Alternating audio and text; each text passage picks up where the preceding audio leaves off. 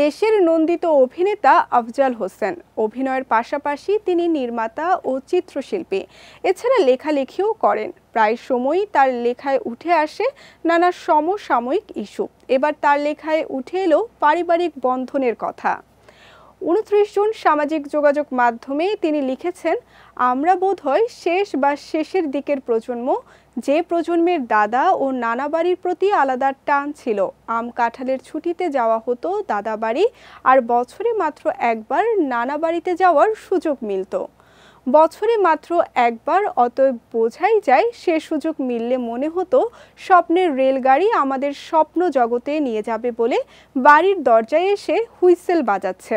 দুই বাড়ির একটা বাড়ি বুঝিয়েছে জীবনের স্বাদ। দাদা বাড়িতে ছিল পুরো পরিবারের সাথে একত্রিত হওয়ার আনন্দ, আর নানা বাড়িতে ছিল হৈ হৈ রই রই করা, অফুরান স্বাধীনতা। সেই বাল্যকালে জীবন কি জানতাম না, স্বাধীনতার মানে বুঝতাম না কেউ, কিন্তু সবাই সুখ আনন্দ কি জানতাম, বুঝতাম স্বাধীনতার স্বাদ কেমন। তিনি আরও লিখেন, বড় হওয়ার পর জীবনের স্বাদ ও স্বাধীনতার স্বাদ পর হয়ে যায়। জীবনের স্বাদ মানুষ অস্থিরতায় হারায়, স্বাধীনতার স্বাদ হারায় স্বেচ্ছাচারে, দায়িত্বহীনতায়।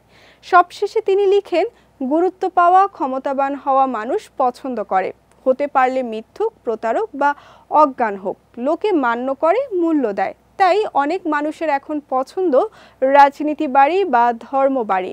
আমাদের ছোটবেলায় যেমন ছিল দাদা বাড়ি অথবা নানা বাড়ি।